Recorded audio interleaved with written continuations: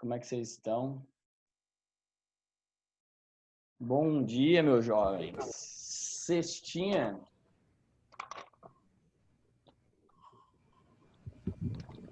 Bom dia, Paladino. Bom dia, Luana, querida. Como é que você tá? Tô com sono. Tá com sono? Ixi, mas e as aulas anteriores? Tava dormindo? Você... Não, eu tava na aula do Bimba anterior. A Ah, da Larissa eu não acordei. Até muito bem. acordei, eu tava com dor de cabeça, aí eu voltei a dormir. Saquei. Sextou, né? E aí, povo, Bom como é que vocês dia. estão? Tudo certo? Bom dia. Maria que falou comigo? Quem falou comigo? Maria. Maria, muito bem. Não tava dormindo na aula do seu pai, não, hein? Vai deixar ele triste, poxa vida. Quem mais tá aí? Vamos ver. Tudo bem, ó, tem uma galerinha já. Enzão tá aí, Enzo? Deixa eu começar a gravar. Tô gravando já. Tô aqui não, velho. Não tá? Ô, louco. Não. Colocou um holograma para responder no lugar? Isso. Povo do bem, vamos lá então. Nossa, faz 1 minuto a gente já tá com tudo isso. Não precisa nem esperar a galera chegar direito.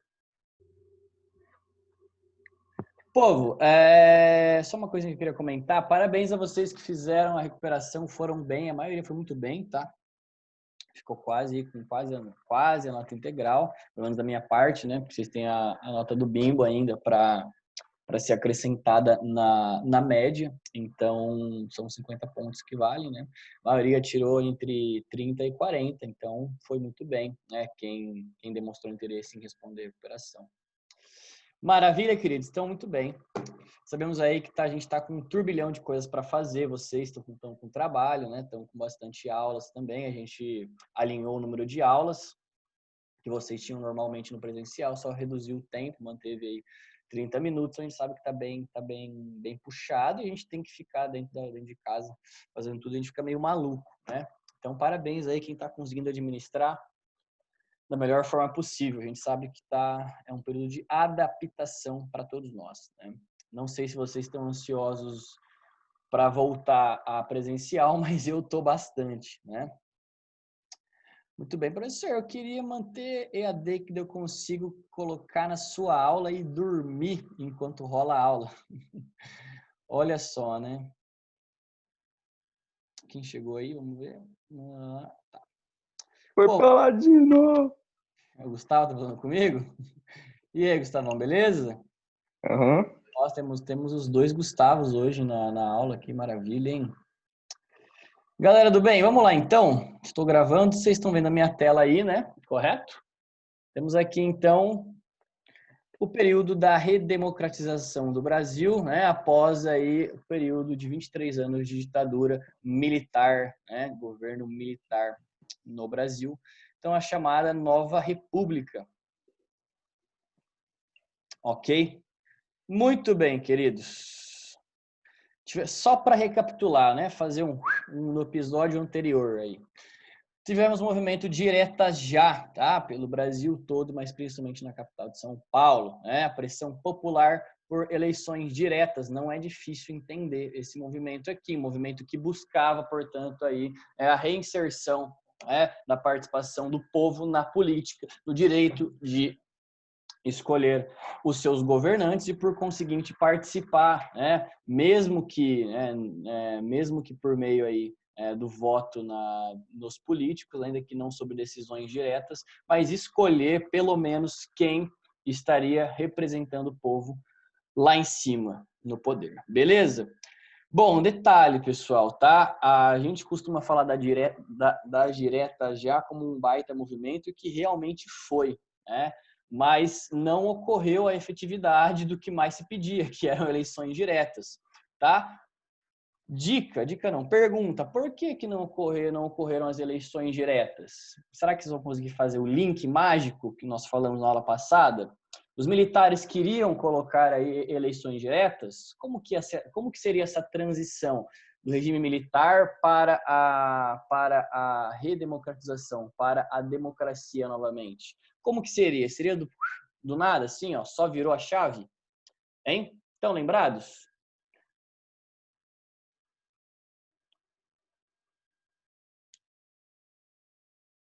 Meditação, movimento de meditação. Povo, os militares queriam que houvessem as eleições diretas, essa transição, essa mudança do regime militar para a democracia, ela ia ser de uma vez só, de um dia para o outro. Era isso que os militares queriam? Foi isso que eles falaram? O que eles falaram?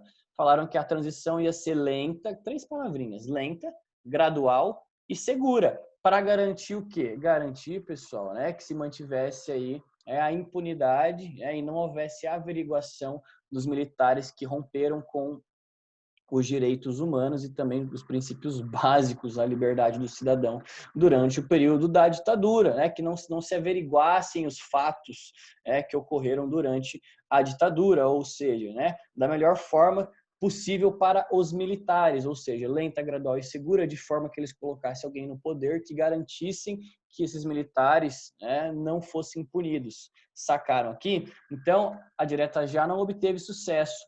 Tá? Não obteve sucesso porque não houve uma eleição direta para o novo presidente civil que teríamos. Tranquilões? Tá? Então, o período da redemocratização, um processo lento, gradual e seguro, né? Ocorrido aí no ano seguinte, após a direta já no ano de 1985.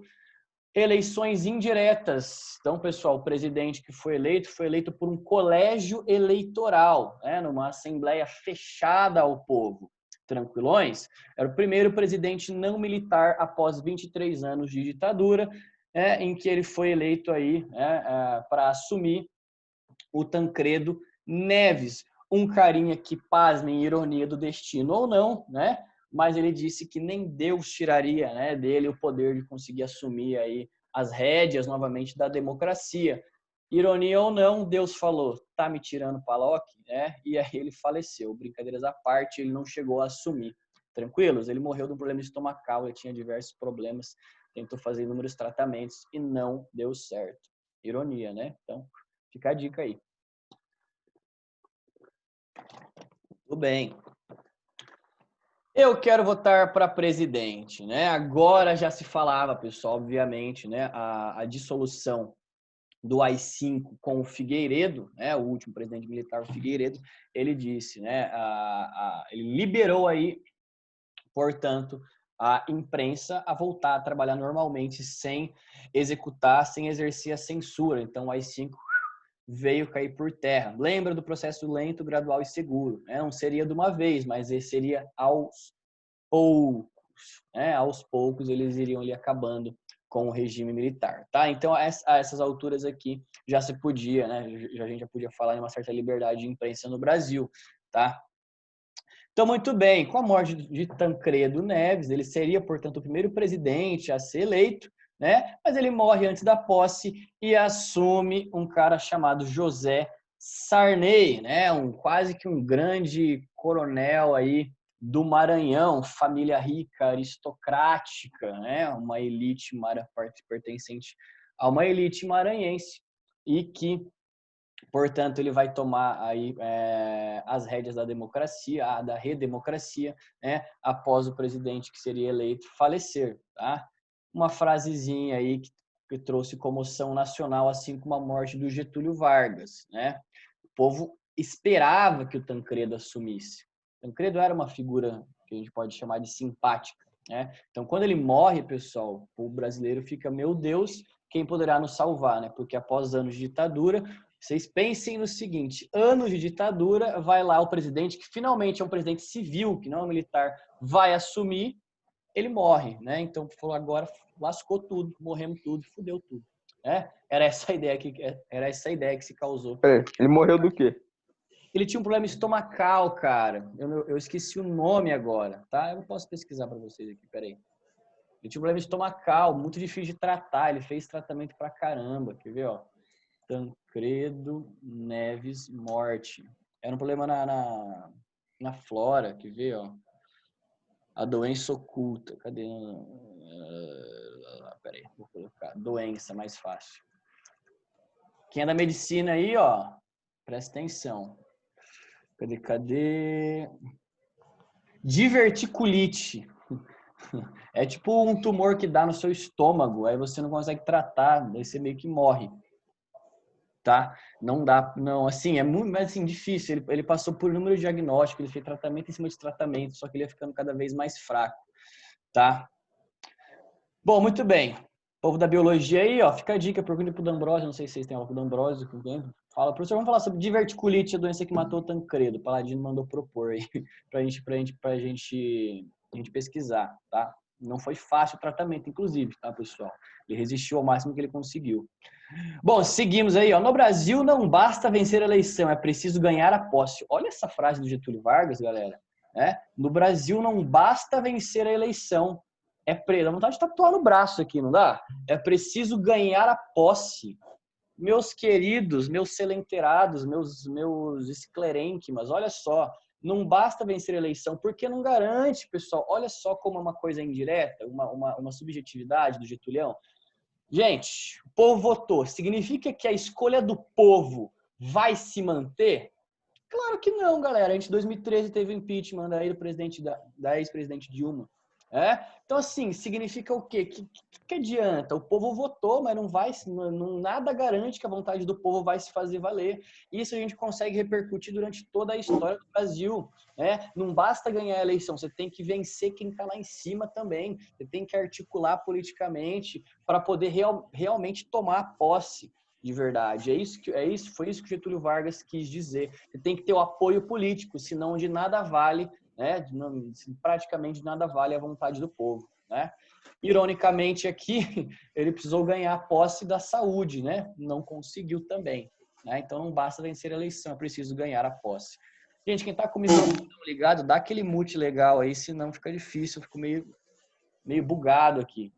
Obrigado. Então assume o presidente José Sarney. Vocês querem que eu apareça aqui? Que eu acho que eu não tá cortando. Vou colocar aqui no canto. Aqui, pronto, melhor.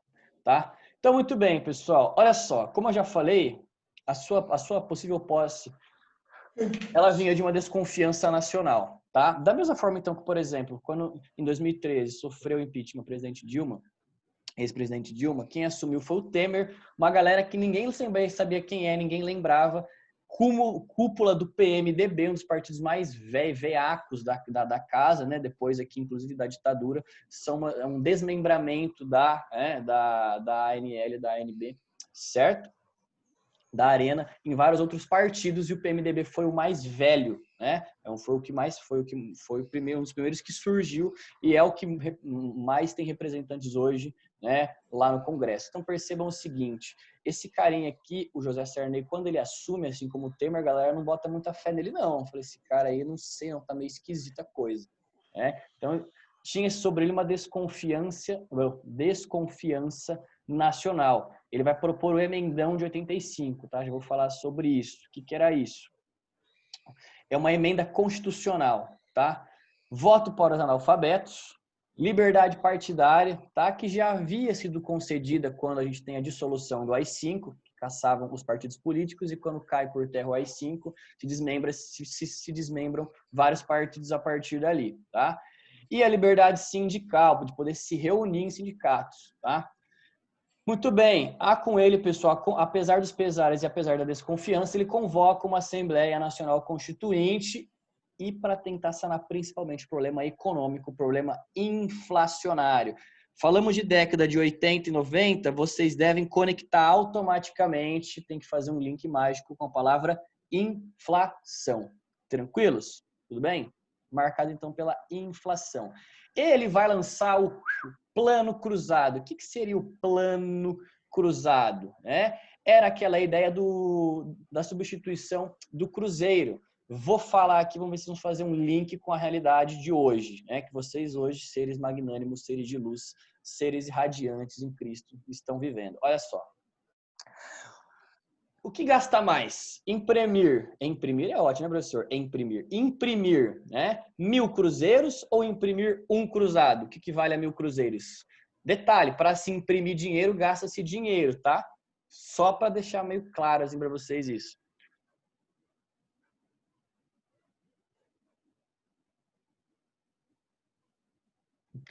Vocês estão tipo a Nazaré, né? Aquele meme calculando.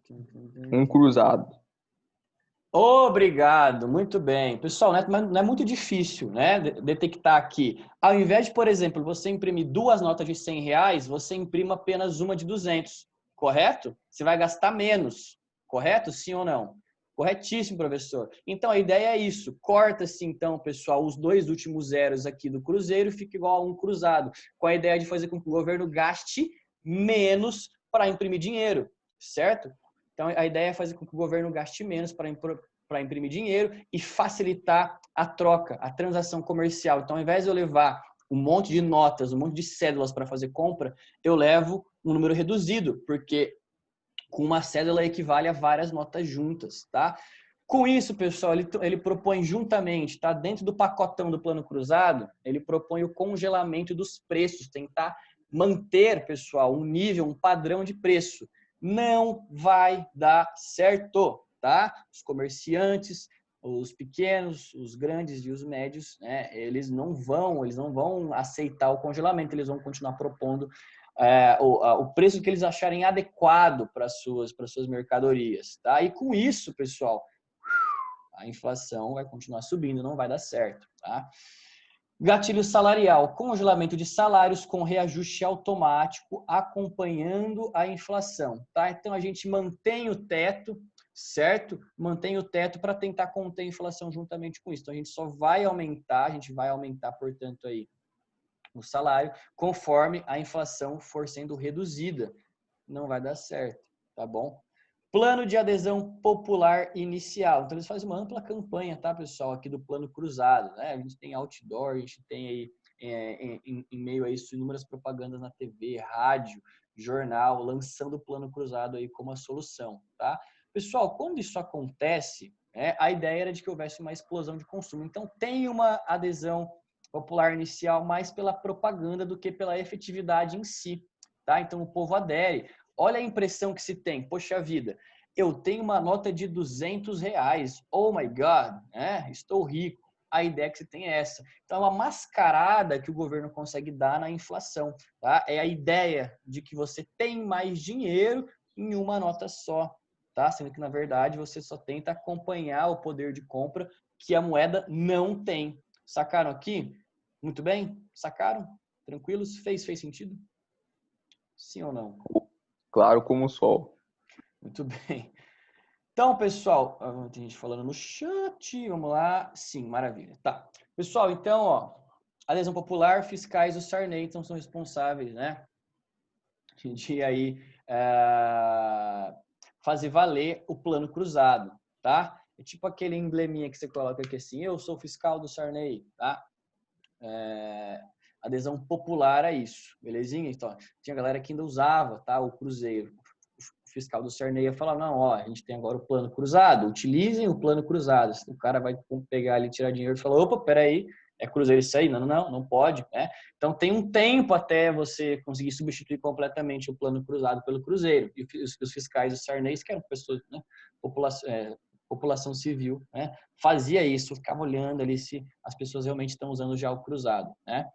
Então, temos uma crise no abastecimento por causa dos grandes, pequenos e médios comerciantes que não vão aderir ao congelamento de preços, tá? Então, com isso a gente consegue, a gente tem a formação, pessoal, de grupos comerciais, de monopólios comerciais, né? Então, aqueles que conseguem vender mais barato vão vender mais do que aqueles que colocam o preço lá no alto, tá? A gente fortalece o mercado interno com isso, tá? Porque a gente vai ter diversos grupos internos, diversos grupos econômicos internos monopolizando os preços, articulando os preços, sem ligar para o que o governo está fazendo, tá? Com isso a gente fortalece o comércio interno, tá? Então, há uma redução nas exportações, belezinha? Sarney tinha a previsão de privatizar, tá? As empresas nacionais, não ocorre. Tá? E o Brasil declara, portanto, aí moratória. O que é moratória? Quando você fala, ó, não vou conseguir pagar a dívida externa, tá? Você declara um estado em que você não tem condição de continuar pagando a dívida externa.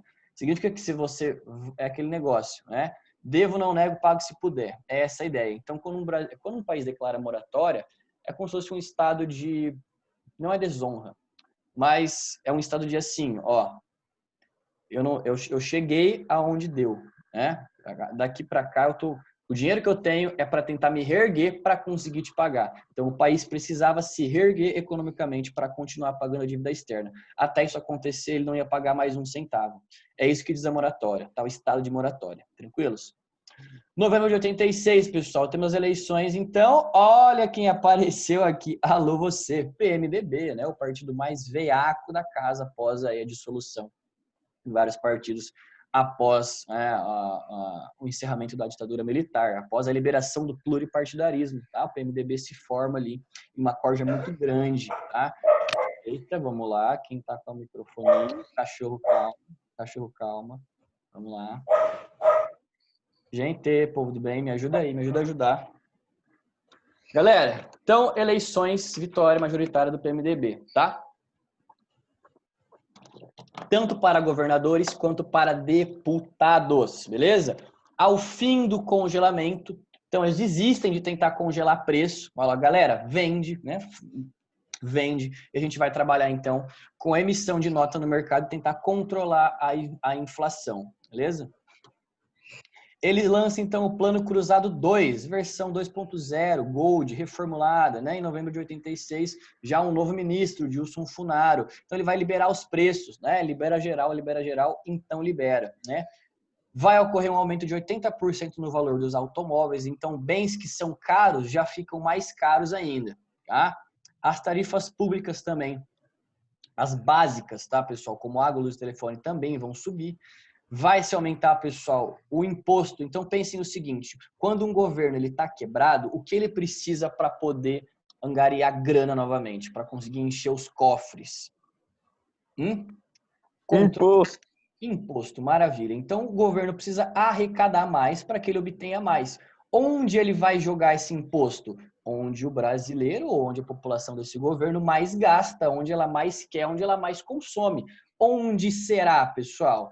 É o sonho de consumo, pessoal. Você pode pegar a cabeça do brasileiro. O que ele quer? Ele quer comprar um carro para ele quer curtir, ele quer comprar os produtos que são bens duráveis, não duráveis. Ele quer ter um carro, ele quer ter...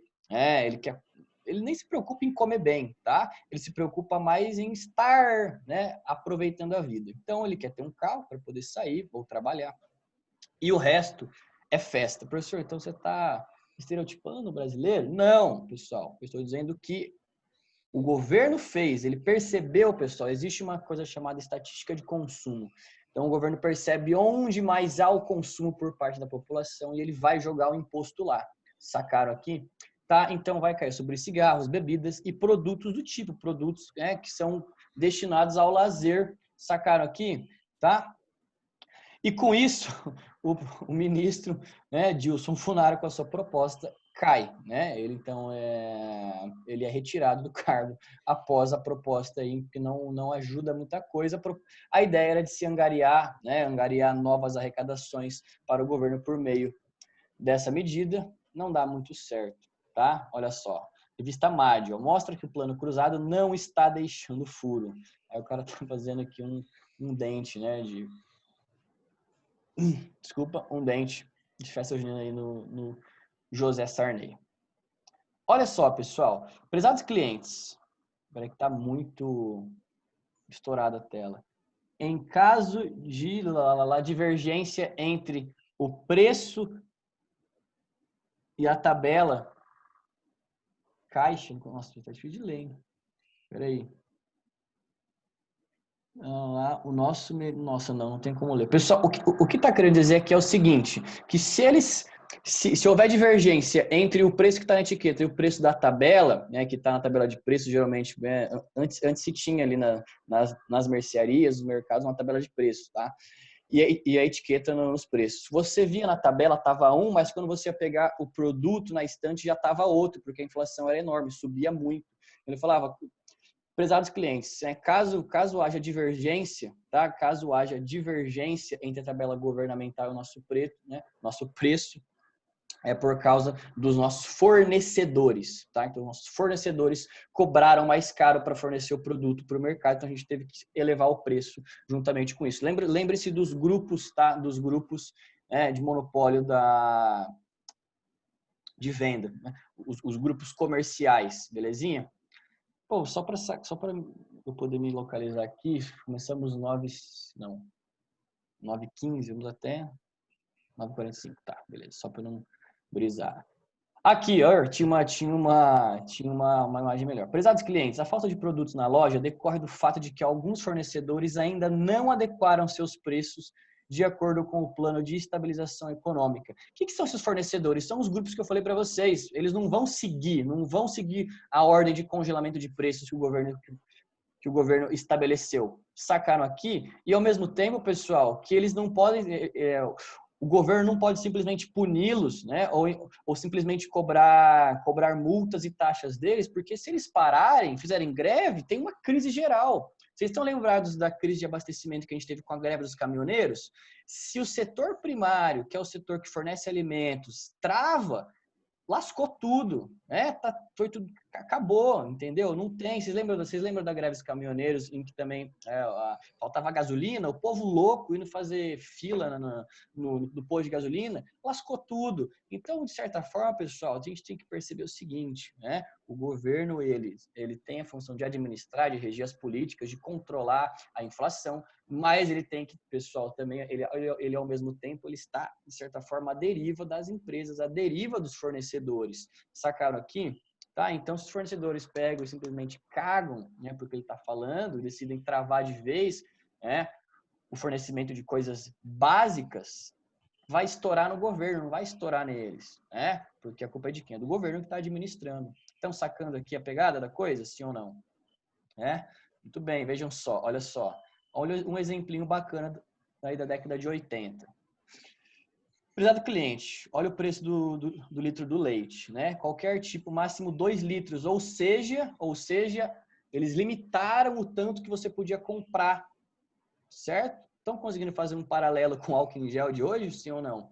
É uma situação de desespero, você não sabe por quanto tempo vai ter aquilo no mercado, por quanto tempo que ainda vai estar disponível e nem pelo preço, então você quer comprar um monte, e dane-se o outro, certo? Então o mercado, né, ou a empresa que está vendendo acaba tendo que fazer uma espécie de política, né, de recenseamento, né, de racionamento, ó, no máximo 2 litros de leite, e ó, o preço aqui, ó, o mais barato é R$ 2,48, o tipo A, R$ 5,60. Né? Então, percebam que em situações como essas de crise, demanda-se, então, situações em que haja o racionamento de produtos. Sacaram? E também o preço, né, que sempre acaba se elevando juntamente, né, com a inflação. Muito bem, surge-se, deixa eu agora dar um zoom melhor aqui, faltam 2 minutos. Surge-se o plano Bresser, pessoal. Agora, novamente, outro ministro, tá? O Bresser Pereira, ele vai lançar o plano Bresser, né? Ele propõe um novo congelamento de preços e salários, mas com um tempo limitado por 3 meses. Eleva os impostos, certo? Fim do gatilho salarial, certo?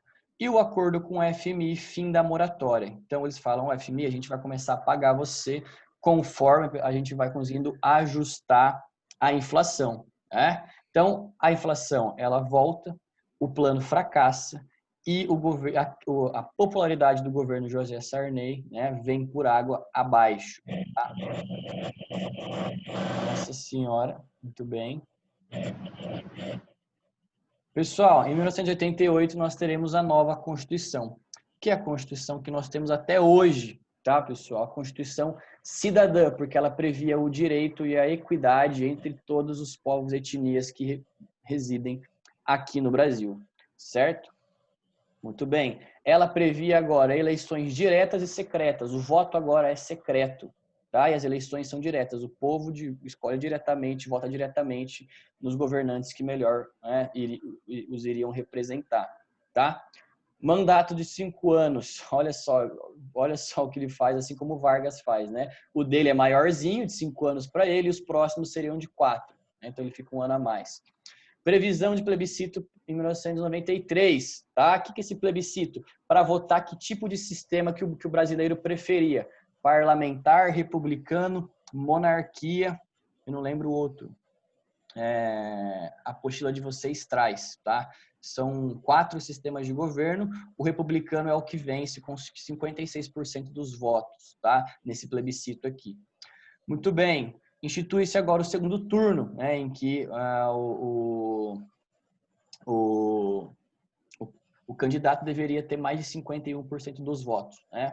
Mais da metade, mais 1%, para conseguir ser eleito logo no primeiro turno, né? O voto facultativo, pessoal, aos analfabetos, menores de 18 e os idosos, né? Maiores de 60. Habeas, está escrito errado aqui, tá? Perdão, é habeas corpus, beleza? Né? Que prevê aí tudo que limite a liberdade de trânsito do seu corpo transitar para lá e para cá, ou seja, a prisão, você consegue entrar com um pedido que tente reverter isso em primeiro momento, tá? O direito à greve, tranquilos? Né? Então, de organização para greve, a liberdade de imprensa total e agora as férias com 1/13º do salário, segundo a lei trabalhista, no trabalho registrado. A gente continua falando sobre a nova Constituição Cidadã, importante dominar isso aqui, tá, pessoal? Na próxima aula, beleza? Queridos, falaremos sobre plano real não, falaremos sobre a nova nota de R$200, que inclusive casa com esse momento aqui do governo emitir notas maiores para tentar conter a inflação, tá? E o que ela angaria, os perigos, o que o povo está falando, o que não está. A gente fala disso em atualidades na segunda-feira. Então não faltem, beleza? Tenham um bom final de semana, se cuidem, fiquem com Deus. E até segunda, povo. Tá. Até lá, Bom final de até lá, semana. Paladino. Até mais, meus jovens. Beijos, beijos, beijos. Beijos de luz.